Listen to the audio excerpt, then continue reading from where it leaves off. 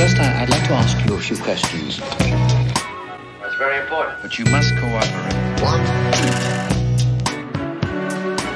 Bienvenue sur Exquise Esquisse, un podcast sur les créateurs et créatrices d'univers. Pour ce 23e épisode, je reçois Gérald Guerlet, illustrateur aux multiples talents, puisqu'il officie pour la presse, l'édition, l'animation et le jeu vidéo.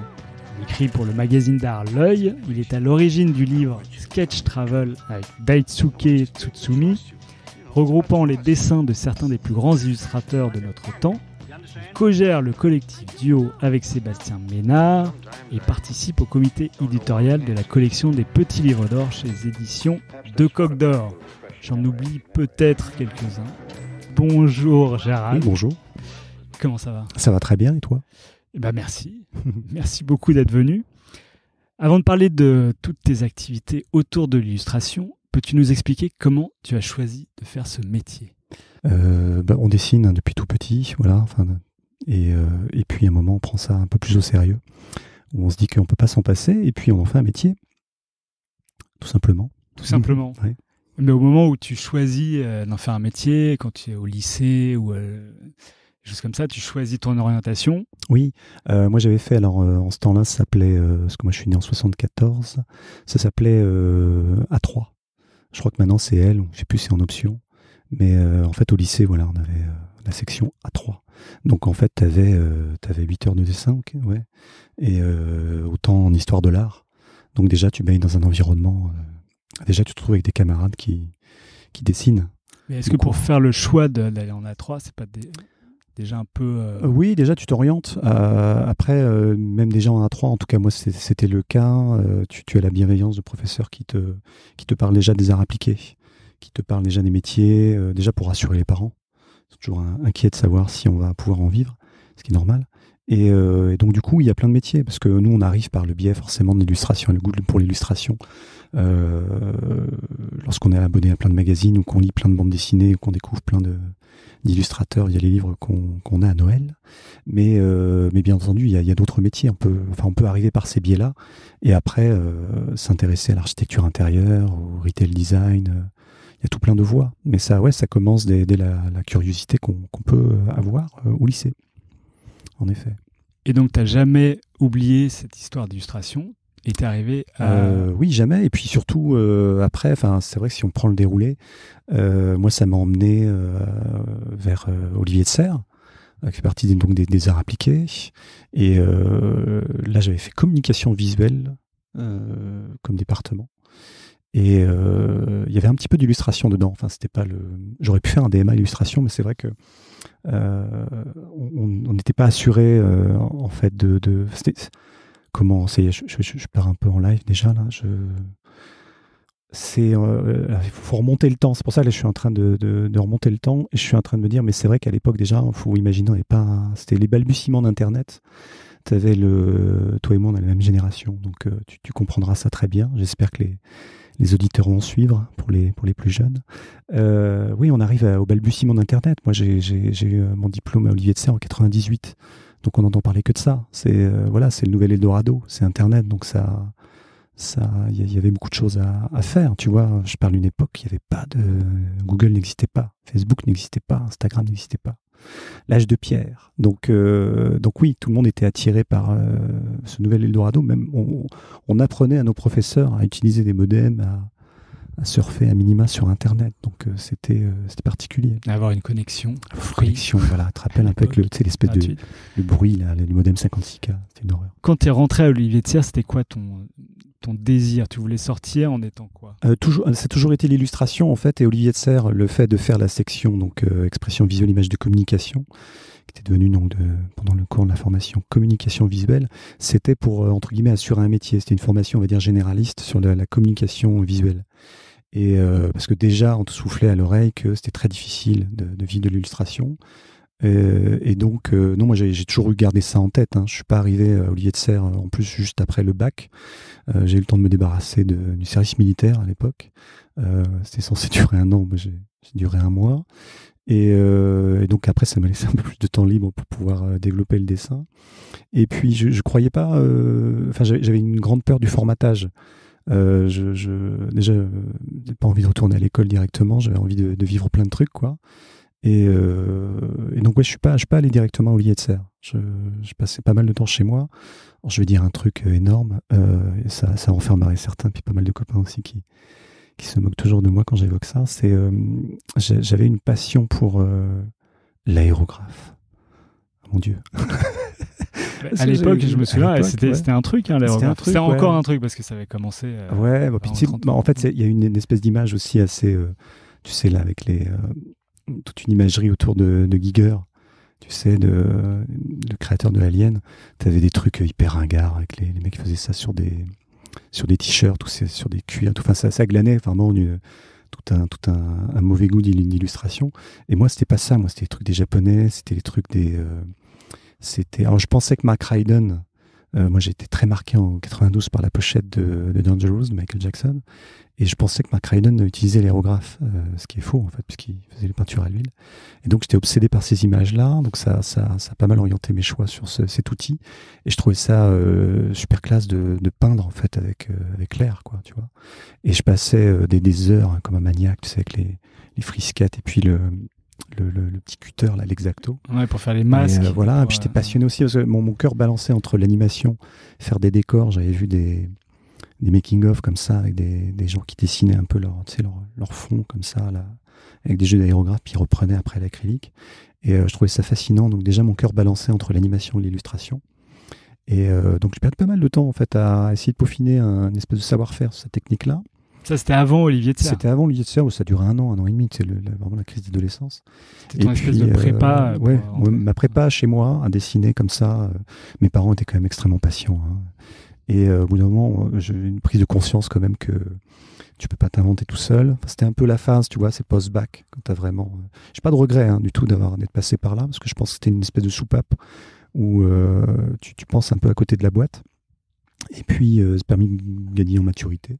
Mais c'était ma petite prépa d'autodidacte, on va dire. Et surtout, ça m'a pas empêché après de passer le concours et d'arriver un peu plus déjà délivré comme ça d'obsession visuelle, et puis de me faire ma petite sauce comme ça d'influence avec même d'autres fréquentations, hein, des copains d'ailleurs qui m'initiaient un peu à... Moi, je faisais le premier job d'été pour m'acheter mon propre ordinateur.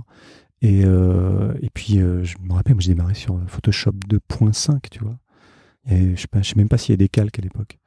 Et donc ouais, le cœur balançait aussi là-dessus. Mais sur Photoshop 2.5, il y avait déjà la brosse aérographe, je crois, non ? Oui, en plus non. Et puis tu sais, j'ai abandonné ces trucs-là. Et puis j'en suis. C'est vraiment une petite passade. Ça m'est pas resté. Ah, t'as pas continué l'aérographe non, pas trop. Non. Si, pour quelques petits exercices comme ça, mais c'est beaucoup trop besogneux. Enfin, ça prend un temps fou pour un résultat tout à fait discutable.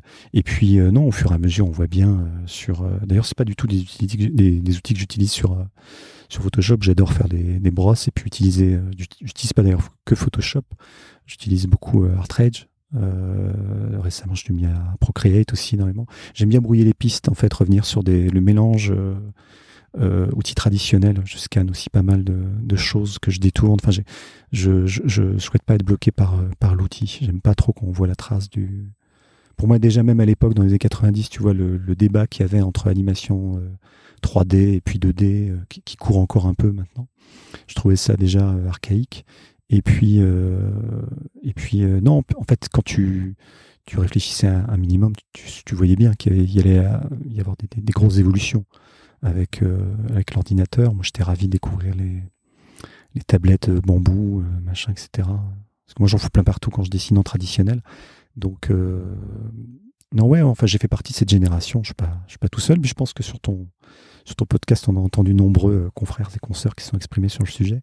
Je risque de dire des banalités, mais oui, enfin, moi, j'ai fait partie de la génération qui est passée du traditionnel au numérique, et je trouve ça très bien.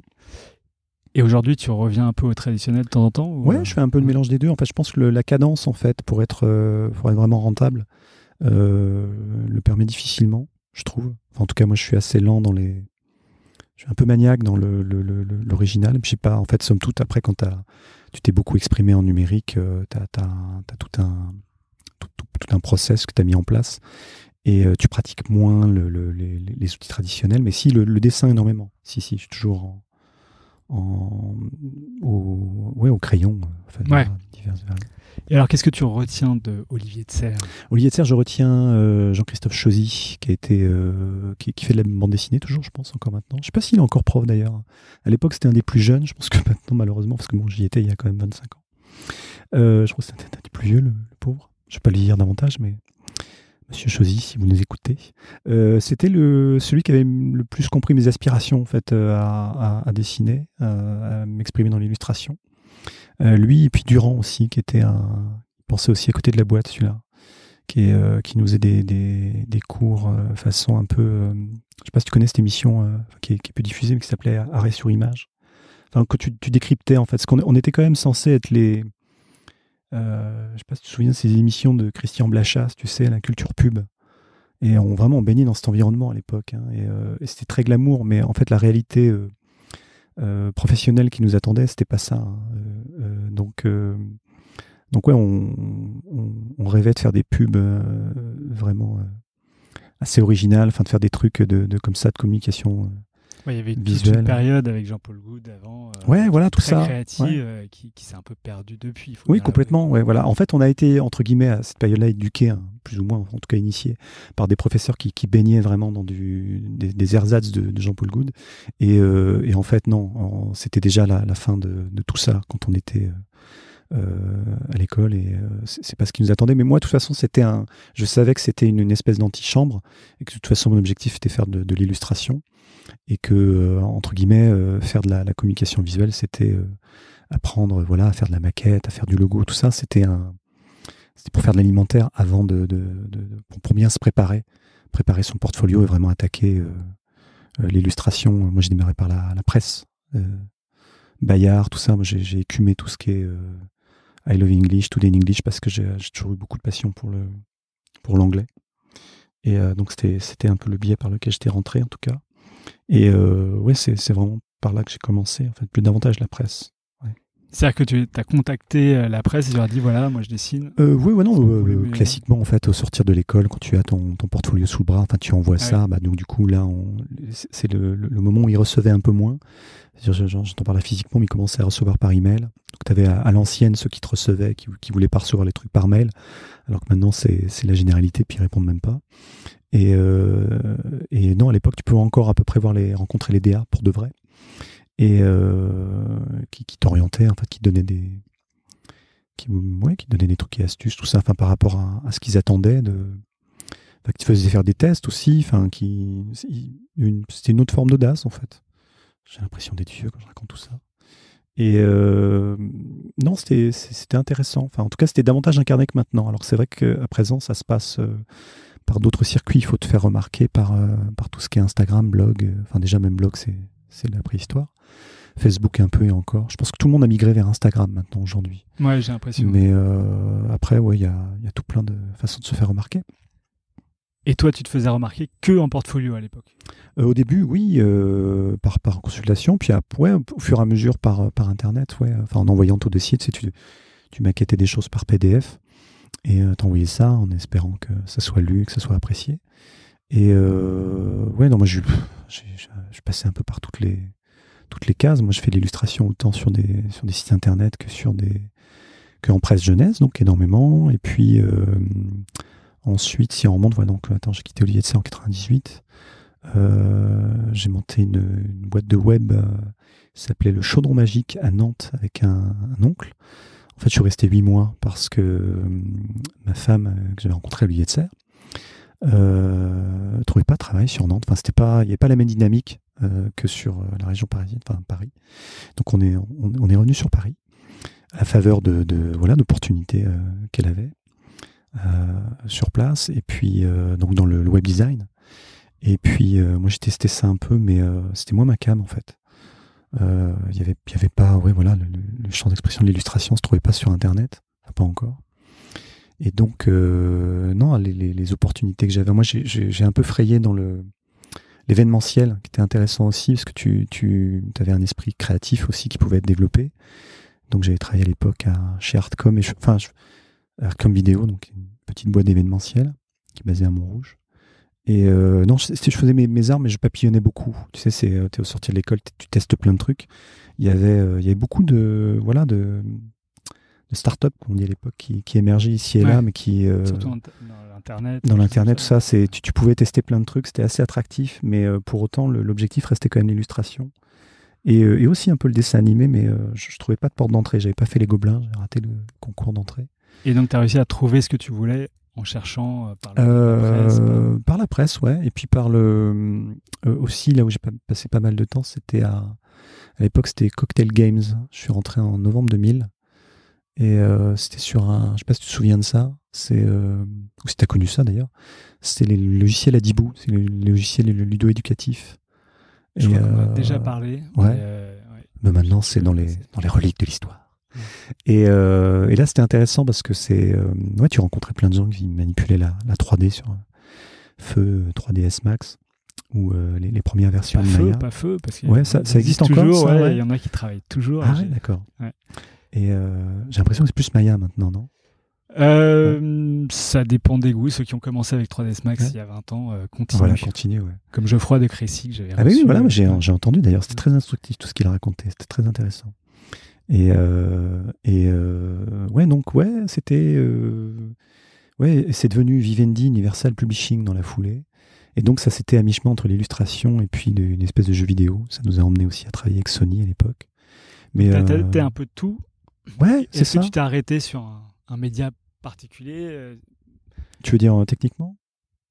Techniquement, par goût, tu t'es dit le jeu vidéo c'est vraiment là où je... Non, alors moi j'étais pas du tout un gamer, mais alors absolument pas. Donc j'y allais vraiment parce qu'il y avait du décor à abattre et beaucoup d'illustrations. Puis je faisais ça en freelance, on était engagé en freelance, donc en fait je faisais ça la journée, je faisais donc on abattait des décors au kilomètre sur ces jeux éducatifs. Ça permettait aussi moi c'était mes premiers pas sur les tablettes Wacom. Et la Cintiq n'existait pas à l'époque. Et donc, c'était tout un apprentissage, mais c'était aussi, je me rends compte avec le recul, c'était surtout une cadence, en fait. On était, tu vois, il y a encore des gens qui perdurent en traditionnel, mais en tout cas, dans ce processus de fabrication, tout était déjà numérisé. Et c'était le balbutiement encore dans les studios de dessin animé aussi, c'était la transition, tu vois, il y avait la transhumance comme ça, des gens, on passait du traditionnel au numérique. Donc c'était un peu la porte d'entrée. Donc c'est pour ça moi j'ai fait la bascule. Les premières expériences dans le dessin animé c'était chez Futurico en 2006. C'était à la faveur de Julien Charles, que je salue au passage s'il nous écoute, qui était un ami. J'avais connu via sa femme, qui était une amie, qui travaillait aussi dans le dessin, travaille toujours dans le dessin, qui a un goût d'ailleurs très sûr pour l'illustration, Caroline. Et donc, qui m'avait dit tiens, chez Fiorito, il cherche des décorateurs. Il m'avait fait la courte échelle. Et puis, moi, j'étais déjà passionné de tout ce qui était artbook, de dessin animé. J'avais pas réussi le concours des Gobelins, donc je baignais pas dans cet environnement-là. Mais en tout cas, ce qu'on faisait dans le pseudo-jeu vidéo ludo-éducatif de Adibou, il y avait des passerelles en fait avec toutes les techniques qu'on utilise pour le dessin animé. Et puis d'ailleurs, à un moment de la production, il y avait eu du recrutement de gens qui venaient des Gobelins ou qui venaient du dessin animé. C'était une période creuse à l'époque, donc ça mettait en présence comme ça de savoir-faire et de gens qui gravitaient là-dedans, d'intermittents. Et donc c'était un peu la passerelle. Mais c'est toujours ça en fait, si on écoute tes podcasts, justement des interviewés précédents, c'est toujours, il y a pas la voie royale où tu sors comme ça d'école et puis tu arrives avec la bannière de l'école où tu es censé avoir tout appris. Et voilà, les portes sont grandes ouvertes, c'est que c'est plein d'accidents sur ton parcours, de rencontres diverses et variées, d'opportunités, d'âge d'or de telle ou telle boîte et tu rentres par la porte et puis... Ouais, c'est surtout les rencontres qui font le chemin, quoi. Oui, voilà, c'est ça. C'est très chaotique. Pour ça, faut pas. Quand je suis amené à rencontrer des plus jeunes, en fait, qui sortent d'école, enfin, qui sont un peu paumés. Enfin, c'est facile d'être paumé parce qu'il y a tellement à la fois d'opportunités et puis de voies. On n'est pas obligé de trouver sa voie directement. Il y a tellement de choses passionnantes à faire. Puis on y vient naturellement. Enfin, on marche par obsession. Moi, je savais que le domaine dans lequel je m'épanouis le plus, c'est l'illustration. Mais en effet, l'illustration peut s'exprimer par plein de biais. Ouais. Moi, je fais des constants allers-retours entre le dessin animé et l'édition parce que y a des projets qui y trouvent davantage leur épanouissement sous forme animée et d'autres sous forme éditoriale. Alors justement, avant de continuer, est-ce que tu as un artiste fondateur qui t'a donné envie de faire ce métier? Ça se passe par plusieurs tranches parce que, en effet, moi, tout gamin, moi, j'étais baigné de tout ce que faisait Bayard. C'était plus j'étais abonné au J'aime lire, je bouquine, etc. Donc c'est très éclectique. Je serais incapable de dire les noms parce que quand t'es enfant, tu t'en fiches un peu. Tous les images, ça donne envie de dessiner. Donc je les reverrai, je te dirais, bah tiens, cette image, mais j'ai pas retenu les noms à l'époque. Après, adolescent, bah tu as plein de bonnes et de mauvaises influences. Donc moi j'étais tout ce qui est surréaliste, Dali, machin, tout ça, j'adorais. Mais en même temps, tu vois, j'adorais autant Egon Schiele que Klimt, j'avais pas de goût affirmé, j'étais pas obsédé par un artiste en particulier. Parce que si tu regardes Dali, Egon Schiele, Klimt, etc., la première chose que tu as envie de faire, c'est peut-être de devenir peintre plutôt qu'illustrateur. Oui, mais j'ai pas de... Non, j'étais réaliste déjà à l'époque. J'avais pas de velléité à devenir peintre particulièrement. Non, ce qui me plaisait, c'était la relation à l'histoire, en fait. C'est les livres illustrés, en fait, qui te marquaient. C'est raconter des histoires. Après, c'est pas... j'étais pas fermé à tout ce qui est, tu vois, le circuit des galeries, etc. Je trouve ça formidable, mais c'est pas ça qui m'attirait. C'était plutôt raconter des histoires. C'est pour ça que le média dessin animé ou livres qui ont chacun bien entendu des caractéristiques complètement différentes, pour moi avait en commun donc de raconter des histoires. Donc, j'étais pas fermé, c'était pas un artiste en particulier, c'était pas la vie de peintre, c'était vraiment raconter des histoires. Donc dans ton travail finalement tu mêles ce que tu connais de la peinture du début du 20e à la oui, c'est pas fermé. En fait, je me rends compte, même encore davantage avec le recul, tu continues d'apprendre. Moi, je continue d'être extrêmement influencé par des peintres même contemporains, comme autant même d'illustrateurs qui sont même parfois beaucoup plus jeunes que moi. C'est un environnement, t'es stimulé perpétuellement. En fait, quand je vois Instagram, c'est juste l'incarnation, tu vois, numérique disponible sur ton téléphone de ce que tu faisais déjà. Enfin, pour moi, je vois pas beaucoup de différence avec le gamin que j'étais en médiathèque. C'est juste, ça prend une forme. Mais pour moi, c'était pareil, la même avidité, la même curiosité. Et puis, pas rester dans une chapelle en particulier. J'ai vraiment des goûts extrêmement, mais c'est pareil en musique, c'est pareil pour tout, même culinairement. J'ai pas de goût arrêté en disant un tel est mon auteur ou mon illustrateur ou mon illustratrice préférée. C'est un peu tous. Et ok. Ouais. Alors, est-ce que c'est difficile de rentrer dans le monde de l'édition ? Oui, c'est difficile, et c'est même difficile après, une fois que tu y es rentré, d'y rester. C'est des va-et-vient. Oui, c'est difficile parce que, en fait, t'es pas attendu, il faut que tu arrives. En fait, c'est un paradoxe permanent parce que je m'en rappelle très bien parce que c'est pas si vieux, puis pas parce que ça prend encore cette forme actuellement, c'est que tu t'adresses, en fait, tu arrives avec ton portfolio et ton travail, et puis certains t'accueillent à bras ouverts en disant mais c'est formidable ce que vous faites, mais on a déjà quelqu'un dans la même veine graphique, donc ça sera pas chez nous. Et puis tu dis bon d'accord, donc tu reviens avec des choses un peu différentes. Et puis après, on te dit, bah oui, mais en fait, on ne sait pas ce que vous faites, parce que vous faites à la fois ça, vous êtes un peu caméléon, donc on ne sait pas ce qu'on va avoir. Donc on est un peu perturbé, donc revenez nous voir quand vous avez une écriture vraiment affirmée. Donc tu ne sais plus comment tu t'appelles. T'en as d'autres où tu arrives et tu te dis, bah en fait, c'est marrant ce que vous faites, c'est très bien, mais chez nous, on ne fait pas ça. Regardez ce qu'on fait. Donc en fait, ils ont des familles graphiques assez périmétrées. Et donc tu te dis ah d'accord, ok, donc en fait faut faire dans la même veine, donc tu reviens avec des trucs un peu plus similaires, et puis on dit bah non, en fait c'est pas votre écriture, vous étiez venu nous voir avec c'est extrêmement déstabilisant. Alors, puis des fois ça se passe très bien, puis t'as des gens qui t'accueillent, qui disent bah tiens c'est formidable, et puis tu développes des univers avec eux. Enfin, heureusement c'est ce qui a fini par m'arriver, mais c'est toujours une affaire de rencontre et d'affinité visuelle. Mais alors justement, puisque tu parles de veine graphique, parlons-en dès maintenant. Comment tu trouves, toi, ta veine graphique et comment tu la développes ? Comment tu vas dans un sens plutôt qu'un autre ? Est-ce que c'est compliqué?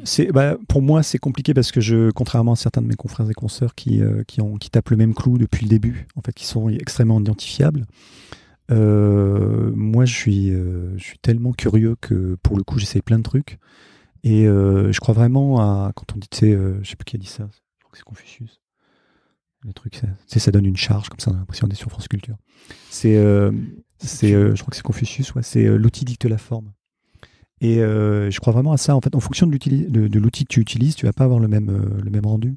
Donc après, tu gravites autour d'une espèce d'écriture. Mais je pense qu'il faut davantage raisonner en famille graphique. Parce que si tu as un style unique qui n'appartient qu'à toi, et il en existe, on parle de Peter de Sèvres et on va sans doute en reparler. Ouais. Mais lui, il a quand même très identifiable. C'est très identifiable. Bien sûr. Est-ce que il faut aller, quand tu es illustrateur, vers un style identifiable? Oui, c'est ce qui est... Non, enfin, de manière générale, c'est quand même ce qui est recommandé. Après... parce que lui aussi doit avoir envie de faire plein de choses différentes. En fait, d'ailleurs, pour le coup, on est devenus amis au fil des ans, donc je peux me permettre un tantinet de parler pour lui, parce que je sais qu'il me contredira pas, mais lui, il regrette de ne pas passer davantage de temps à expérimenter. Mais en même temps, il reconnaît que voilà, il a un style extrêmement identifiable. Alors lui, il va avoir 60 ans, hein. Donc ça fait un moment qu'il est installé. Et puis c'est un génie. Et lui, en plus, il est toujours dans une espèce de grand écart permanent entre l'animation, ce qui est en excellent character designer, et puis en illustrateur, parce que c'est un membre éminent de ceux qui ont rejoint le New Yorker pour en faire les couvertures depuis plus de 30 ans. Et là, on parle de quelqu'un qui pour le coup est extrêmement identifiable dans son écriture. C'est ce qui est recommandé. C'est vrai que moi, si je me souviens des bons conseils de mes professeurs dès l'école, ça nous était recommandé d'avoir une écriture identifiable. Mais c'est après... Tu te caméléonises toujours autant aujourd'hui? Oui. Si caméléoniser est un terme qui existe. Ouais, on va l'inventer. Oui, après, il y en a qui vont te dire, il y a des personnes avec qui je travaille, des DA qui vont me dire, en fait, je reconnais le fil conducteur, il y a un lieu commun, ou sinon qui apprécient telle ou telle veine, et puis qui vont te dire, creuse ce sillon-là. Mais après, ça se joue sur des détails. Je pense que à la limite, le grand public va pas être forcément attentif à ces petits détails. Ça peut se jouer, tu sais, quand tu fais ton cerné sur des personnages ou quand tu le retires, donc tu t'avantages à faire ton design avec des masses de couleurs. Ça peut prendre des formes vraiment très diverses. Il y a des gens qui, regardant mon travail, vont dire non, en fait, je vois à peu près la veine générale. Il y a une veine générale quand même dans ton travail, malgré tout. Au fur et à mesure, parce que quand on vieillit, il y a quelque chose qui finit par en ressortir. Mais je suis victime certainement de ma curiosité. Ouais. Est-ce qu'on pourrait imaginer, par exemple, que tu fasses des choses au fusain un jour j'adorerais. Oui, j'adorerais, oui, bien sûr. Après, c'est pareil, ça dépend des DA que tu vas rencontrer qui prennent le temps de s'attarder à ton travail, qui te demandent pas de faire forcément ce que tu as déjà vu, ou à qui aussi tu prends quand même le parti de montrer des choses plus personnelles que tu développes en amont. C'est vraiment, tout est toujours une affaire de rencontre. Il y a pas de, rien n'est jamais déterminé ou vraiment fermé ad aeternam. Mais forcément, après, il y a forcément un album ou un autre qui te révèle par probablement t'es tributaire du succès en fait que rencontre telle ou telle chose que tu vas faire. Et après, forcément, un éditeur qui est satisfait des ventes de tel ou tel album va dire ça plaît, donc on va creuser. Donc je pense que ça joue aussi beaucoup. Est-ce que dans tout ce que tu fais, dans l'animation, le jeu vidéo, l'édition, est-ce qu'il y a un média qui te plaît plus aujourd'hui après toutes ces expériences? En ce moment, c'est plus l'illustration parce que c'est davantage. L'illustration appliquée à quoi? L'animation, au jeu vidéo, à l'édition, en fait, de faire des albums. Je travaille beaucoup avec les éditions des Deux Coques d'Or, avec Hachette Jeunesse et puis Gauthier Langros, avec de temps en temps aussi avec Flammarion, avec Fleurus, avec Milan. On développe plein de choses comme ça sous forme de livres. Oui, c'est là-dedans, en fait, en ce moment, en tout cas, oui, que je m'attarde davantage. Et tu es assez identifié jeunesse. Oui. une tranche d'âge en dessous de 10 ans ou peut-être Oui, jusqu'à... oui, si, de manière générale, c'est entre 3 et 9. Est-ce que c'est un choix de ta part? Non, si tu regardes bien, c'est tout ce qu'on fait en jeunesse. En général, on est un peu circonscrit à ces tranches d'âge-là. En fait, moi, j'ai une fille de 11 ans et je vois bien en fait qu'elle est davantage, c'est normal, hein, elle est davantage maintenant sur des romans. Du coup, on fait que des couvertures là-dessus. C'est moins sur de l'illustré, en fait. Ouais. C'est normal. Enfin, on s'occupe Après, tu pourrais envie de lire à t'orienter petit à petit vers la bande dessinée. Alors, la bande dessinée, j'ai testé. J'avais fait d'ailleurs créé un collectif qui s'appelle Rendez-vous en 2008. J'avais la chance d'avoir pu rassembler Claude William Trébucien, Chloé Cruchaudet, Michael Sans-Laville, David Gilson. Enfin, je vais en oublier, je suis désolé. Et pardon, les amis. Et donc j'avais testé, il y a Eric Gosselet aussi. J'avais testé, mais je suis pas à l'aise avec l'art séquentiel, en tout cas. Enfin, la bande dessinée, pas mon média. J'avais testé par appréciation, comme ça, par curiosité. Vous aviez dessiné ensemble un projet de bande dessinée. Ça s'appelle Rendez-vous parce que c'était la thématique générale. Chacun avait 4 pages. C'était encouragé par les éditions Aquileos, les éditeurs bordelais tout à fait sympathiques. Et j'étais déjà identifié comme ça, entre guillemets, gestionnaire de collectif, parce que j'avais initié avec mon camarade Daisuke Tutsumi un carnet qu'on se partageait entre artistes qui s'appelait Sketch Travel. Donc du coup, l'éditeur Aquileos que j'avais rencontré par le biais de la Galerie Art Ludique m'avait proposé comme ça de réunir un collectif. Je travaillais à ce moment-là comme chef d'éco chez Exilam. Et du coup, ça me mettait en présence de plein de... Parce qu'il y a des passerelles énormément presque davantage entre la bande dessinée et l'animation, parce qu'il y a pas mal d'animateurs ou de storyboarders qui font de la bande dessinée. Et donc, du coup, là-dedans, ça me mettait en présence de tous ces talents qui sont... les noms que j'ai évoqués, on les connaît davantage sur pas ce qu'ils font en collectif, ce qu'ils font en individuel. Et c'est une expérience extraordinaire de partager comme ça un album avec eux, parce qu'on voit leur métier, on échange en fait sur la pertinence de tel ou tel scénario, parce qu'on ne travaillait pas avec des scénaristes, hein, chacun avait développé sa propre petite histoire. Et puis le format en fait du collectif était intéressant, parce que développer une bande dessinée sur 32 pages ou plus, ça demande un temps infini. Là, la tentative de raconter une histoire en 4 pages, c'était un défi en soi, c'était assez émulateur. En plus, on était déjà inspiré par la démarche de Shaun Tan. Je ne sais pas si tu as lu Là d'où viennent nos pères. Ouais. La bande dessinée en fait qui est sans parole, sans texte. On avait eu la même initiative en fait par défi, et puis aussi parce que Aquileos espérait le vendre à l'international, parce que c'est vrai, quand tu n'as pas de frais de traduction, c'est plus intéressant. Et après ça a rencontré un succès mitigé. Donc chacun faisait 4 pages sans parole, c'est ça? Voilà, ouais. C'est d'ailleurs la première bande dessinée, si je ne crois pas m'avancer beaucoup, il me dira si je me trompe, de Yves Bigerel, connu sous le nom de Balak, qui est après officier sur Lasman, qui m'a été présenté par notre ami commun Claude William Trébucien. Donc c'était également la première bande dessinée. Et non, c'était vraiment sympa comme expérience. Mais personnellement, autant après, c'est vrai, parce que j'ai testé sur un autre album là, chez Hachette avec Benjamin Richard, une petite série en 3 volets qui s'appelle Captain Roger, où là on était un petit peu dans le mix entre de la bande dessinée et de l'illustration, que je t'ai apporté d'ailleurs. Et où là c'était à peu près entre les deux, mais je reste quand même plus à l'aise sur le format illustré en fait. Tout ça, c'est une affaire de raconter des histoires. Tu illustres beaucoup d'histoires qui sont racontées par d'autres. Et justement, est-ce que toi, tu n'as pas envie d'écrire? Ah si, c'est exactement... c'est la démarche en ce moment. Je l'ai fait déjà avec... j'ai été illustré par Kiko, que je ne connaissais pas. Enfin, c'est à l'initiative de l'éditrice, justement, Nathalie Marcus, que je salue, chez les éditions des Deux Coques d'Or pour la collection des Petits Livres d'Or. Et en fait, j'ai fini par présenter un texte, parce que j'ai la chance de faire partie du comité de relance des Petits Livres d'Or. Et fait partie des multiples petites activités que je mène comme ça en parallèle. Et ça me permet d'inviter les gens que j'admire, en tout cas de proposer leur nom justement au comité, parce que en fait c'est une politique très collégiale. Et en fait, je suis force de proposition. En fait, je suis pas. Des fois, il y en a qui m'appellent le directeur de collection là-dessus. Alors, c'est pas complètement vrai dans la mesure où je suis pas. Faut être souverain quand tu es directeur de collection. C'est toi, mais là, c'est vraiment très collectif. Il y a la directrice éditoriale qui choisit avec l'éditrice, avec la maquettiste. Tout le monde dessine ensemble en fait.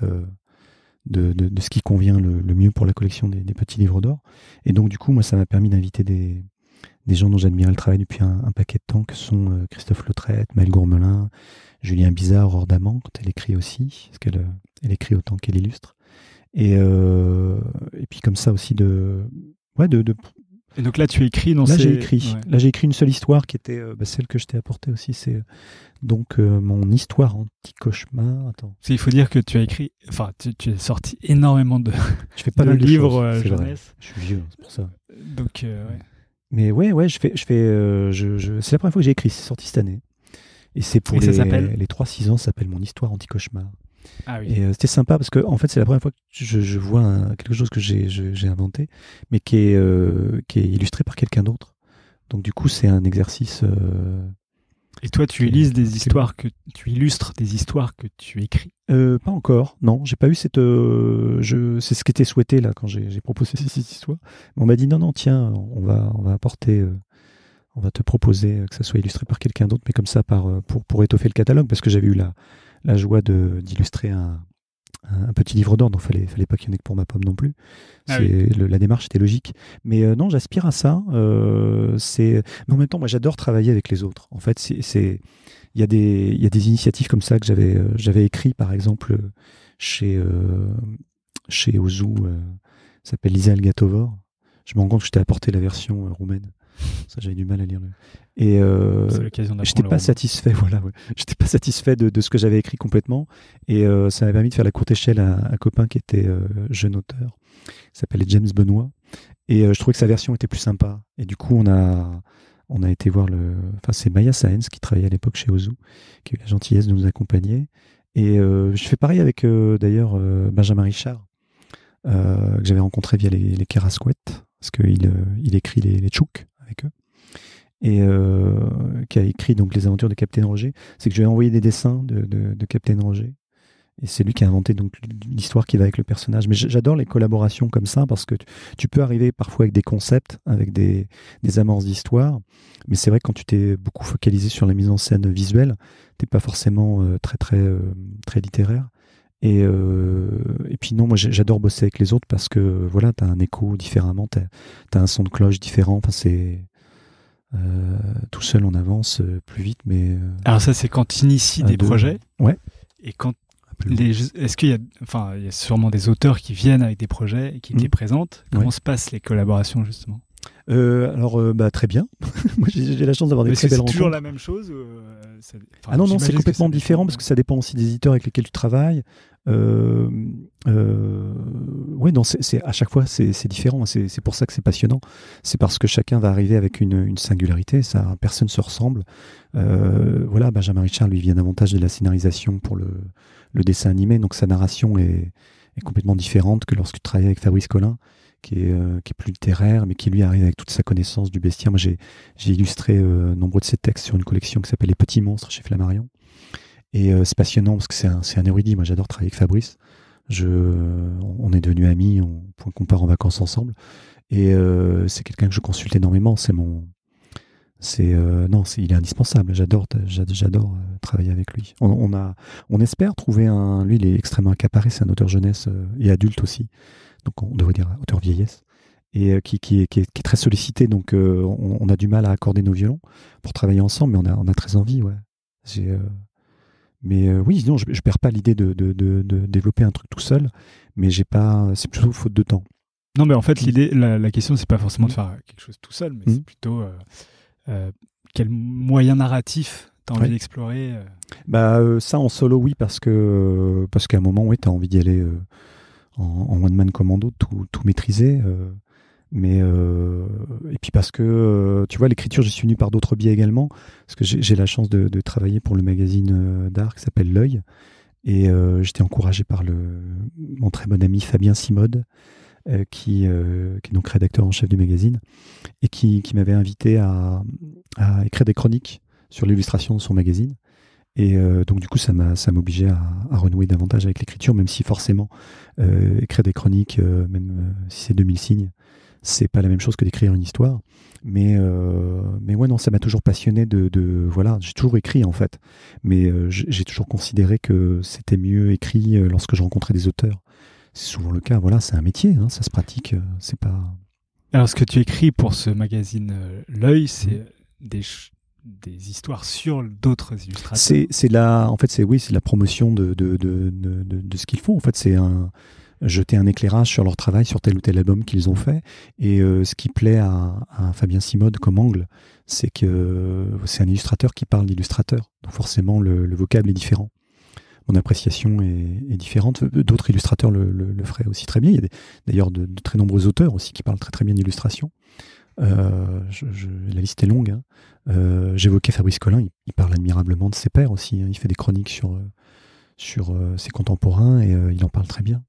Alors, au-delà d'en parler, tu les aides à se livrer dans un livre que tu as évoqué tout à l'heure qui s'appelle Sketch Travel. Ah oui, Sketch Travel, c'est une autre aventure encore. C'est bien différent, ça, ouais. Ouais. Mais c'est aussi une aventure qui permet de mettre en exergue les qualités des illustrateurs d'aujourd'hui, les mettre en avant et de dire au monde, voyez comme il est. Oui, c'est un projet tiroir, Sketch Travel, parce que c'était en 2006. Et c'était avec Daisuke Tutsumi, qui est un japonais expatrié aux États-Unis depuis 93, et qui est relativement connu dans le monde de l'animation, qui maintenant est directeur avec Robert Kondo du studio Tonko House, qui fait des choses magnifiques, je vous invite tous à découvrir. Et lui qui a longtemps officié il fait des cycles de 7 ans, lui, il a longtemps officié chez Blue Sky, et ensuite chez Pixar, il était directeur artistique sur Toy Story 3, entre autres. Et donc avec Dice, on s'était rencontrés en 2005, et puis beaucoup d'affinités en fait. Lorsqu'il venait à Paris, on s'est retrouvé avec une séance de dessin avec tous nos carnets comme ça, trimballer nos carnets dans divers musées, dont le Louvre. Et puis il était venu avec aussi de nombreux amis qu'on suivi, qui sont devenus des amis depuis. Je pense à Michael Knapp, à Greg Couch, à Robert Mackenzie, à Vincent Nguyen, pour en citer quelques-uns, et puis aussi donc forcément Peter de Sèvres. Et puis on se retrouvait c'était extrêmement stimulant parce que tu te retrouves avec donc des espèces de pointures comme ça qui sont issues de l'élite de l'animation américaine, et tu te retrouves avec eux à dessiner, tu vois, t'étais au Louvre ou à Orsay, et donc t'as des vieilles suées froides quand tu les vois comme des virtuoses là, avec leurs pinceaux faire des trucs magnifiques. Et puis je me tourne vers Dice et puis je dis tiens, c'est marrant, t'imagines si on partageait comme ça un carnet, qu'on le partageait, qu'on invitait des artistes qu'on admire à partager ce même carnet, qui fasse le tour du monde. Et Dice, c'est très difficile de marquer son attention, parce qu'il est toujours en train de dessiner, toujours un œil ailleurs, très distrait. Puis là, il s'arrête, et puis il me regarde avec insistance, il fait « Mais chiche, on le fait ». Et alors Dice, faut faire, alors moi je donne ça comme conseil à des gens qui seraient capables de travailler avec lui, qui seraient amenés à travailler avec lui, faut faire vachement gaffe quand Dice met un pied dans la porte. Parce que il lâche pas l'affaire. Il a une détermination absolument dingue. Et quand il dit on y va, on le fait, il le fait. Hein. Et il le fait à la japonaise et à l'américaine. Hein. C'est une espèce de rigueur monacale extrêmement investie. Hein. C'est un samouraï. Et il y a un code d'honneur. Moi, j'ai appris à travailler avec des Japonais, c'est quand même particulier. Hein. C'est pas la même culture que nous. Et puis en même temps, il y a des passerelles, des choses passionnantes culturellement à échanger. Et donc, on s'est mis en quête de ça. Donc, on a fait une petite liste comme ça de tous les artistes qu'on aimerait avoir, des gens qu'on connaissait absolument pas. Et puis petit à petit, on a contacté ces gens. Et puis, c'est devenu Sketch Travel. Donc, on a démarré avec Rebecca d'Outremer, François Roca, et puis tout un bastion d'artistes issus des divers studios d'animation. Donc c'était français, c'était américain, japonais, anglais, espagnol, italien. Et puis ça a duré 2006, 2011, le temps de récolter tout ça. Ouais, 4 ans j'avais lu. Ouais, 4 ans. Voire 5. Voire 5, et puis on s'y investissait vraiment énormément. On passait beaucoup de temps en galerie, au téléphone, par email, tout ça, puis on rencontrait les gens. Mais comment on met en place une telle production? Parce qu'il faut aller chercher les gens, il faut aller débusquer, il faut rencontrer les gens, il faut leur montrer déjà ce qui a été fait. Parce que j'imagine qu'en plus il n'y a pas d'éditeur ou de producteur derrière qui assume le... Pas tout de suite, et puis non, en fait, tous les éditeurs que nous consultions à l'époque nous disaient oui, d'accord, allez-y. Et puis en fait, ils ne voulaient pas prendre le risque d'associer leur nom à quelque chose qui pouvait foirer à tout moment, parce que tu partages un carnet. Alors, je précise qu'on ne se l'envoyait pas par la poste, hein, il était vraiment remis de la main à la main. Et ça pouvait foirer à tout moment. Tu vois, tu as un chat qui passe, qui renverse le pot de peinture, machin, ça y est, c'est complètement ruiné. Et donc, ça donnait lieu à des anecdotes extraordinaires. Il y avait une valise sous clé. Il y avait une valise. Au début, il y avait un vulgaire sac en plastique qui protégeait le truc. Au bout d'un moment, il y a Daniel Lopez Munoz qui travaille le bois, qui nous a fait une magnifique mallette sur laquelle il a repris le logo en pyrogravure que j'avais fait, et donc qu'il a inscrit dans la mallette. C'est devenu un objet d'art vraiment associé et très identifiable du livre et de son aventure. On peut voir sur sketchtravel.tv, je crois. Ouais, il y a deux axes. Il y a sketchtravel.com où il y a toujours le site qui répertorie l'ensemble des participants, des contributeurs, et il y a Sketchtravel TV, initié par la productrice et réalisatrice Catherine Bonvalot, qui est aussi une personne exceptionnelle qui fait 40 000 trucs en même temps, et qui a carrément été de sa poche pour faire un documentaire, et qui a fait également le tour du monde pour récolter tout plein d'interviews. C'est même rendu jusqu'au Japon pour suivre les coulisses. Elle a fait des clips aussi, on voit des clips avec Peter DeSav et Bill Clinton, elle a mis ça en scène, c'est sur sketchtravel.tv, et on peut aussi, en lui écrivant, recevoir les DVD. Enfin, elle avait accompagné le truc de manière magistrale. Et donc ça, c'était passionnant. Et on avait fini avec Miyazaki, donc c'était l'apothéose. Donc, ouais, on voit d'ailleurs une vidéo de Daisuke Tsutsumi qui l'apporte à Miyazaki. Ouais, non, c'est phénoménal. Parce que bon, en plus, nous, on avait mis son nom dès le début, mais on ricanait entre nous, on disait, il ne voudra jamais. Et en fait, oui, il a participé. Il a bien voulu, mais il faut voir le travail diplomatique effectué par Dai, c'était extraordinaire. Moi, je pense que j'aurais absolument pas pu, j'avais pas les connexions. Et non, il a. En fait, ce que peu de gens savent, c'est que le fait d'avoir eu Feu Frédéric Barre, parce qu'il est malheureusement décédé depuis, c'était déjà très âgé lorsqu'il a participé, Miyazaki vouait une admiration sans borne au travail et à la personnalité de Frédéric Barre. Et donc, comme Frédéric Barre était juste avant, c'était l'avant-dernier contributeur, Miyazaki dit, mais je ne peux pas dire non. Il y avait Frédéric avant, qui arrivait avec son message déjà extrêmement écolo, qui est une des convictions de Miyazaki. Et donc, ouais, il y avait un code d'honneur. En fait, il ne pouvait pas refuser. Et ça, vous le saviez, qu'il était fan Dice le savait. Moi, je n'avais pas cette information. J'avais moins d'informations que Dice, qui était forcément japonais, et puis un peu plus connaisseur du travail de l'intimité, on va dire, de Miyazaki. Et donc, du coup, il avait ces petits leviers-là. Ouais. Oui, c'est pour ça que je dis, quand c'est Dice, il met les moyens. C'est-à-dire qu'il se renseigne, il traque. Il est... ouais, non, c'est... En tout cas, ce livre, j'avais trouvé ça génial à l'époque, d'avoir autant de super illustrateurs dont on pouvait voir les œuvres dans un seul livre. Ouais. Je ne sais pas si on peut encore se le procurer. Si, bien sûr, oui. Il existe encore, même encore des versions, parce qu'il y avait deux versions. Il y avait la version de luxe, avec une reproduction facsimilée de la mallette, donc qui est à une centaine d'euros.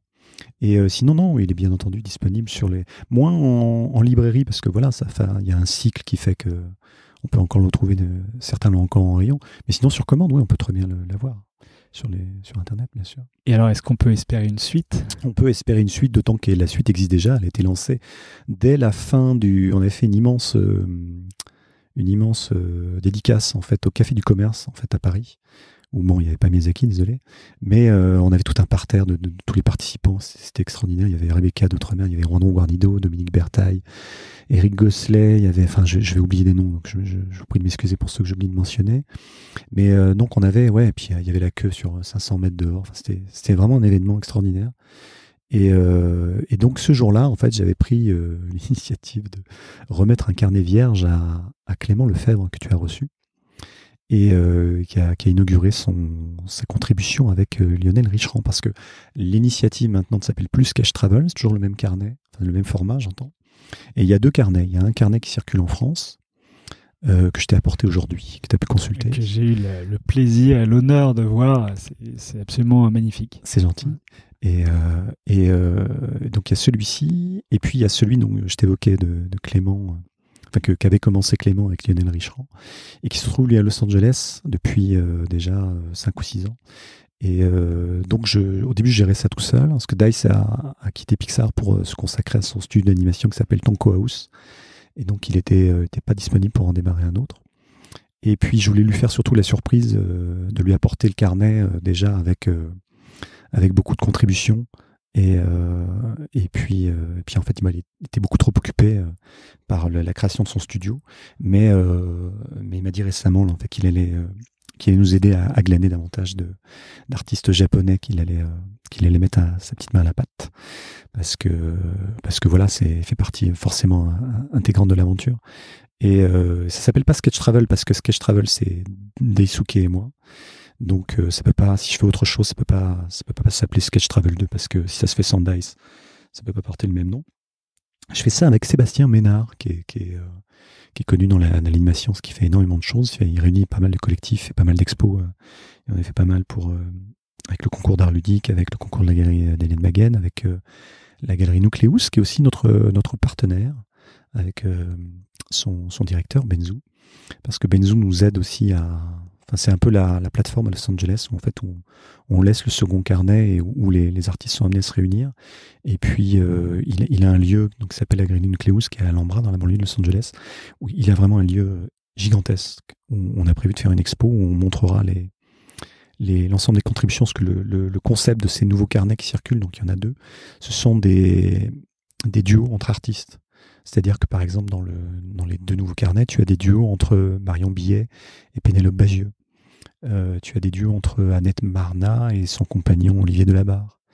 Entre Cyril Évrard, que tu as reçu récemment, avec Marietta Rennes, que tu as reçu également. Tu as comme ça des collisions de talents, et dont émergent parfois un style complètement différent, nouveau, qui est la fusion entre les 2. Parfois où tu vois une espèce de bataille de style entre l'un et l'autre, et on émerge forcément quelque chose de très beau. Je peux te faire la liste de ce qu'il y a dedans. Mais dis-nous surtout comment il s'appellera. Il s'appellera, alors le nom de code pour l'instant c'est Duo, parce que c'est ce qu'il y a de plus pertinent. A priori c'est comme ça que ça s'appellera. Mais pour l'instant il faut les remplir. Et c'est vrai que moi comme Sébastien sommes très accaparés par nos métiers respectifs, donc ça prend beaucoup de temps et beaucoup d'inertie. Du fait qu'on a l'antécédent Sketch Travel, ça crée aussi beaucoup d'anxiété chez les artistes, parce qu'ils ont envie d'être dignes du premier. Donc ils flippent un peu de savoir, à chaque fois ils me demandent, mais il y aura qui, parce qu'ils n'ont pas envie d'être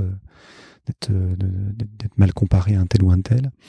Les artistes aussi sont quand même énormément sollicités. Donc pouvoir accorder les violences, c'est pas évident. Est-ce qu'on peut en trouver des traces sur Internet ? Quelques-unes qu'on a disséminées ici et là pour se marrer. Mais on voulait, cette fois-ci pour cette aventure, je voulais pas mettre la pression, parce que sur le précédent quand même, on disait toujours, un tel a le carnet. Et puis la personne se retrouvait avec le carnet chez soi, et puis flippait voilà, il y avait une attente qui était, à l'époque, on faisait ça sur Blogueur, et on pouvait sentir une certaine pression. Et là, je voulais vraiment que les artistes se sentent vraiment extrêmement libres, qu'il n'y ait pas une espèce d'auditoire comme ça sur l'épaule. Je me rends compte que c'est à double tranchant, parce que quelque part ça peut stimuler aussi de savoir qu'il y a une audience, que certains artistes qui ont contribué il y a quand même déjà 5 ans, des fois me relancent, disent on en est où, c'est mort, ça ressemble à quoi, et donc ça peut aussi créer une forme de démotivation. Donc on est à l'étude avec Seb en ce moment, en train de se demander. Donc vous savez pas quelle est la deadline finalement? On n'en met pas parce qu'en fait on la respecterait pas. On a essayé d'en mettre un moment en disant tiens allez, maintenant on laisse que 2 semaines à chaque fois qu'ils ont le carnet, mais c'est pas viable, parce que déjà tu peux pas imposer à des grands noms tiens en fait voilà c'est gratuit, parce que forcément en plus on fait ça de manière caritative, c'est-à-dire que on se pose aussi la question de la rémunération des auteurs. En plus c'est quand même encore plus furieusement d'actualité, tu vois, avec notamment en France avec ces nouvelles lois, la nouvelle fiscalité qui va tomber, c'est très difficile. Qui est déjà tombé, ouais. Oui, qui est déjà tombé en partie. On est quand même, c'est quand même assez compliqué. Donc de demander des artistes de participer. En plus, on n'a pas, tu vois, ça reste encore assez flou. Il y a beaucoup d'associations caritatives qui, le premier, on avait fait ça avec Room to Read, mais pour le second, en fonction de l'éditeur, parce qu'on s'est rendu compte de ça aussi avec le premier, le montage est assez compliqué sur la fiscalité des versements des droits d'auteur. Je précise au passage que ni moi ni Dice n'avions touché un seul copec sur tout était entièrement caritatif. C'est l'association Room to Read qui a pu récolter, donc la vente aux enchères avait permis de récolter pour l'objet original donc 70 000 €. Et puis ensuite, plus la vente, on était à peu près au-dessus de 120 000, 150 000 € au jour d'aujourd'hui des ventes de Sketch Travel qui s'est vendu donc en France, aux États-Unis, au Japon. Il y a 3 éditeurs différents. En France par Le Chêne, aux États-Unis par Chronicle Books. Et au Japon, on ne me demande pas parce que je suis incapable de prononcer le nom. Mais c'est au Japon qui s'est vendu le mieux. Il a été réédité 3 fois. Mais ça reste un objet, c'est un ovni. C'est pas... Oui, mais du coup, puisqu'on en parle, il va commencer à être attendu. Oui, pour le prochain. Oui, pour le prochain. Ah oui. Oui, peut-être. Ouais. On verra d'ailleurs s'il y a si on me relance sur le sujet, si on demande davantage d'actu. Mais non, on va officialiser ça davantage avec Sébastien. Mais après, s'il y a moins de traces sur Internet, c'est difficile de... Oui, de tracer. Mais c'était davantage pour le confort des artistes. Mais je ne suis pas inquiet sur trouver un éditeur. Il y aura toujours quelqu'un pour s'intéresser, vu les noms qu'il y a dedans. Et la qualité surtout des contributeurs. Mais je cite au hasard, voilà, il y a comme contributeur, on a la chance d'avoir Bastien Vives, Balak, Mo Willems, Baptiste Lucas, j'ai en oublié Amélie Fléchet, Nicolas Dufault, Yergan Ramon. Alors, toutes tes actions que tu fais aujourd'hui, il y en a beaucoup quand même qui servent à valoriser les illustrateurs et leur travail. Oui. Qu'est-ce que tu penses justement de la place de l'illustration aujourd'hui, en France en particulier? Je la trouve toujours sous-estimée. C'est pour ça aussi que j'étais ravi que Fabien Simone me propose d'en parler dans le magazine L'Œil. Parce que oui, voilà, moi je trouve que c'est sous-estimé. Enfin, on a un patrimoine extraordinaire, on a des talents absolument dingues. Enfin, la qualité de... je sais pas, si tu ouvres n'importe quelle librairie, la qualité des illustrateurs que tu peux trouver en France, c'est absolument dingue. C'est envié par le monde entier. Même on évoquait l'animation, c'est pareil. Je trouve qu'en termes d'institution, c'est extrêmement mal. Il n'y a pas de musée d'illustration en France. Je trouve que je comprends pas. Je comprends pas. Il y a un patrimoine extraordinaire. Il y a Art Ludique, justement, on en parlait avant le podcast, qui a essayé de faire un musée autour des illustrations de la culture un peu plus pop. En partie, ouais. C'est vrai qu'ils sont à cheval entre l'illustration et enfin même presque davantage l'animation. Enfin, l'animation. Ouais, donc en fait, ils font aussi un travail de promotion extraordinaire là-dessus. Il y a aussi la galerie Daniel Maguen qui fait un travail extraordinaire. Il y a la galerie Jeanne Ambillard, il y a Barbie et Maton. Il y a le tissu, la dynamique en fait dans les galeristes parisiens et même français, elle est extraordinaire. Mais je trouve que c'est en termes d'institution, c'est assez pauvre en fait. Il y a qu'à voir même la présence en salon, tu vois, c'est vrai qu'il y a quand même des gros salons jeunesse en France, mais tu as certains salons du livre où la partie jeunesse, c'est un peu c'est pour occuper les gamins pendant que les vrais gens, tu vois, les adultes vont lire des vrais livres. Alors si on va au salon du livre de la presse jeunesse de Montreuil, par exemple. Oui, ça heureusement, quand même, extraordinaire, bien sûr. Oui. Ouais. Mais moi, je suis insatiable. Je trouve jamais assez. Il n'y en a jamais assez pour l'illustration. Tu vois, par exemple, je suis un fan. Tu vois, on parlait de culture de l'illustration. Je suis un fan du New Yorker, si tu as envie de te faire une éducation visuelle, tu remontes le New Yorker, mais même en cours d'histoire, tu regardes les couvertures des années 20, 30, tout ça. C'est extraordinaire. Enfin, on n'a pas de magazine en France qui fait la part aussi belle à l'illustration. Tu as du dessin de presse, mais l'illustration pure, tu vois, dépourvue de texte, il n'y a qu'à voir. Tu vois, Sampé, tu le trouves davantage dans le New Yorker que dans n'importe quel magazine en France. Tu le verras très rarement dans des couvertures. Tu vois, tu as à l'intérieur, tu vois, ta Vouch, qui c'est la petite blague une fois que tu as passé la couverture, mais il y a une hégémonie de la photo en France qui n'est pas heureuse, ne serait-ce qu'en termes de diversité. Il y a beaucoup trop de photos.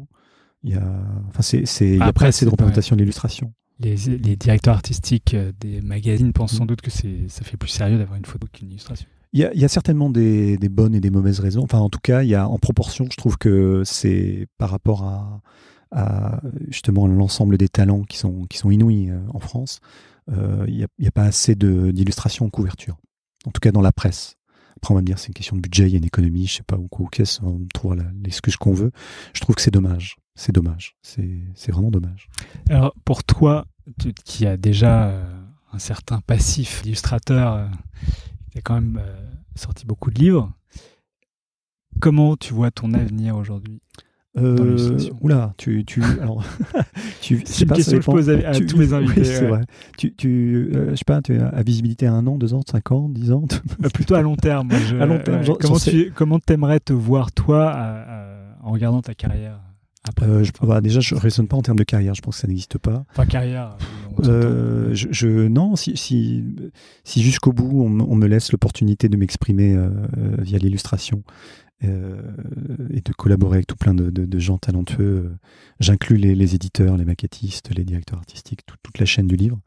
Et même dans le dessin animé, je pense que je ferai des allers-retours constants entre ces deux médias. Ouais, après, je ne sais pas quelle forme ça prendra. Je fais pas partie des Cassandres qui vont dire que ça y est, le numérique va tout écraser, qu'on va tous finir sur Kindle ou que l'écran empêche de lire. Il y a des passerelles entre les deux permanentes. J'ai pas évoqué tout plein de. On parle de l'illustration dans l'édition, mais il y a aussi la presse, il y a aussi dans les arts appliqués, dans les galeries. Il y a tout plein de façons de s'exprimer. Faut pas se restreindre à un seul média. Non, je sais pas du tout, et c'est pour ça que j'ai hâte d'en découdre. J'ai hâte de voir ce que ça va donner, mais je suis incapable de faire une spéculation. Alors justement, est-ce que tu crées pour partir à l'aventure et découvrir des choses que... Ça n'est que ça. Je suis complètement emporté par ma curiosité et par les rencontres que je fais, les affinités, le dévolu qu'on veut bien jeter sur mon travail. Ça n'est qu'affaire de rencontres. Je peux déterminer le plan le plus... je sais que c'est... J'aime bien cette phrase qui dit la vie, c'est ce qui vous arrive alors que vous aviez imaginé autre chose. Et c'est complètement ça. C'est un chaos perpétuel. C'est un accident. C'est joli cette phrase. Ouais, je sais pas de qui elle est, mais on va trouver. Ouais. On va sourcer, mais c'est... Ouais, non, c'est ça. Enfin, c'est de l'improvisation. On peut pas... J'ai plein d'intentions, mais il y a énormément de gens avec qui j'aimerais travailler... qui me passionne autant dans le dessin animé que dans l'édition, des auteurs que je continue de rencontrer via des salons qui m'emportent par leur univers. Il y a pas de collaboration que j'aimerais réitérer. J'aimerais bien, moi, tu vois, à 90 ans, frayer le monde comme ça avec des souks à nouveau, avec un carnet, puis visiter les amis, des petits jeunes qui démarrent maintenant et leur dire tiens, ça te dit de partager un carnet. Ça serait épique, ça serait joli, ça serait une belle aventure. Ouais. Une autre grosse question que je pose, c'est la réussite. C'est quoi pour toi ? C'est quoi la réussite ? Je trouve que notre époque passe... on mise beaucoup trop sur la réussite financière, tu vois, la réussite économique. Alors, en fait, c'est vrai, ça reste une économie. Hein, il faut que ça marche pour qu'on puisse continuer à faire des livres ou faire des dessins animés, des films ou autre. Enfin, il y a une économie derrière, donc il ne faut pas être naïf. Mais ça dépend, la réussite de ta vie, Tu parles de ta vie professionnelle ?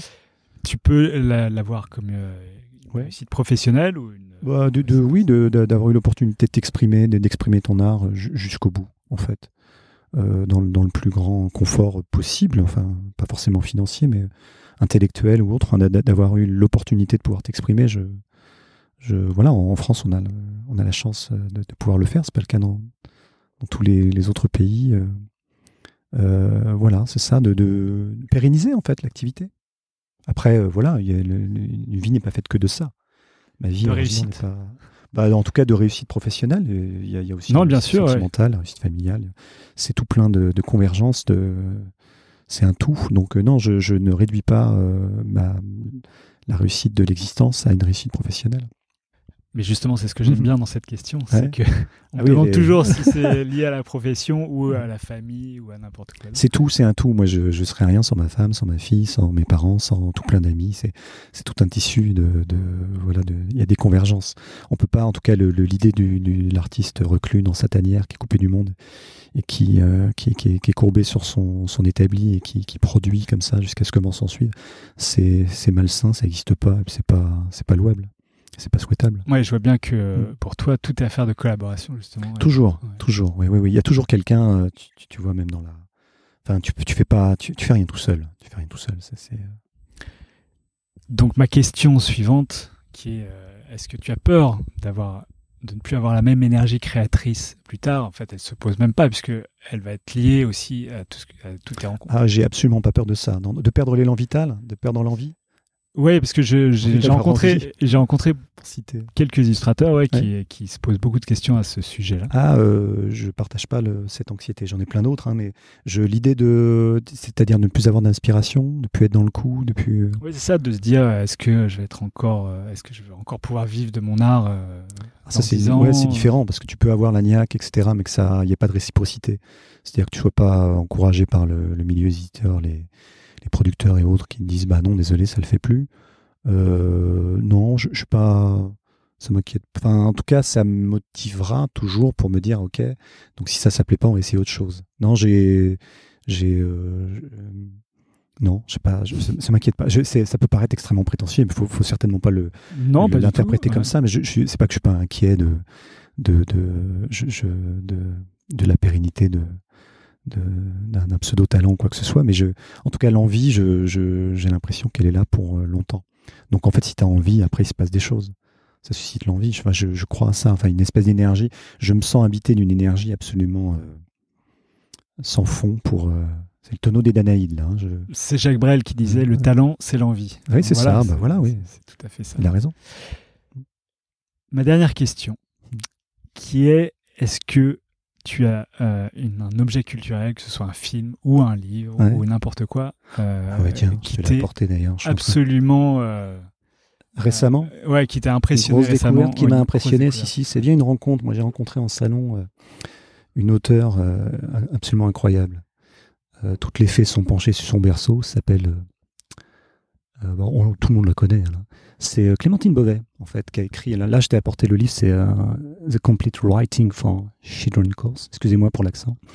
Clémentine, elle est. Comment écrire pour les enfants. En fait, elle est professeure à l'université de York, en Angleterre, et elle cumule les mandats. Elle a tout. Hein.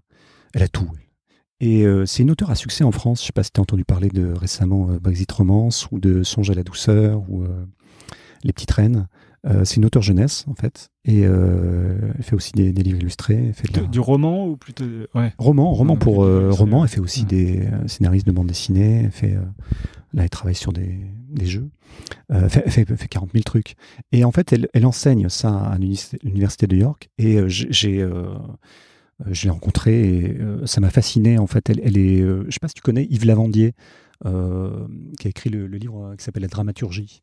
Pour on a déjà parlé ici.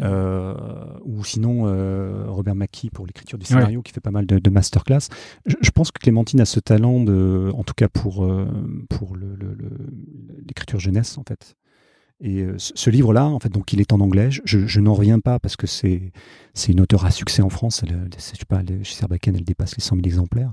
J'invite tout le monde à découvrir ce qu'elle écrit. C'est d'une inventivité et d'un humour fou. Et là, dans ce livre-là, c'est pas un livre pour te dire, bah tiens, c'est comme ça qu'on écrit un best-seller, mais c'est tout le cheminement intellectuel qui te permet, en tout cas, de développer au mieux ton écriture à l'attention des enfants. Donc c'est un livre sur comment comprendre les enfants, comment les aborder. Comment écrire à l'attention de la jeunesse. Je suis un super mauvais vendeur. Et c'est simple, ça s'appelle Complete Writing. Donc il n'existe pas en français. Pour l'instant, il n'y a encore pas un éditeur avisé en français qui s'est dit, mais tiens, au fait, voilà un auteur à succès, donc, et en plus, elle enseigne ce qu'elle sait parfaitement bien faire.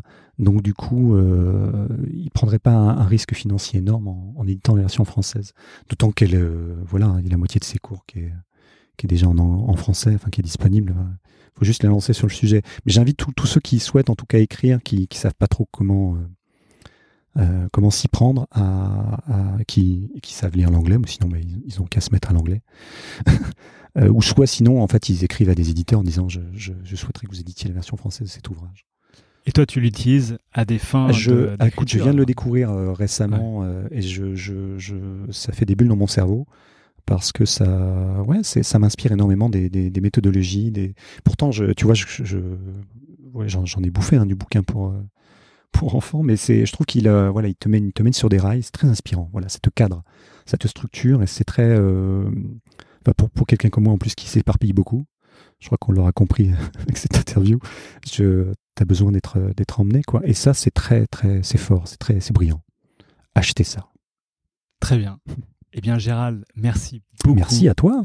Ce fut un grand plaisir. Je pense que je suis comme tout le monde, j'attends avec impatience la suite de Sketch Travel, bien sûr.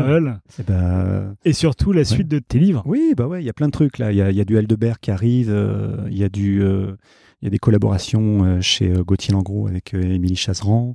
Il y a, j'espère avec Fabrice Collin aussi, des choses qui vont se goupiller. Avec Benjamin Richard, on attend une validation d'un texte auquel on croit beaucoup. Il y a plein de choses en jachère en ce moment ou en suspens. Et j'ai beaucoup d'énergie consacrée. J'ai hâte. Est-ce qu'il y a un site à jour sur lequel on peut suivre ton travail ? Absolument pas à jour. Je suis affreusement déçu de moi-même de pas avoir le temps de me mettre à jour. Je suis désolé. Non, on peut me suivre sur Facebook assez facilement, sur Instagram.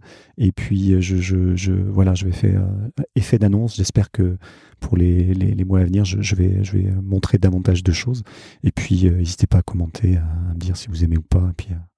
Et puis essayez d'être un peu plus présent sur les réseaux sociaux. Et je fais tellement de choses que j'ai pas le temps de communiquer dessus. Et je sais que c'est mal, c'est pas bien. On verra. Il faut mettre ça à jour, mon sang. Ouais. Eh ben, merci beaucoup. Merci à toi.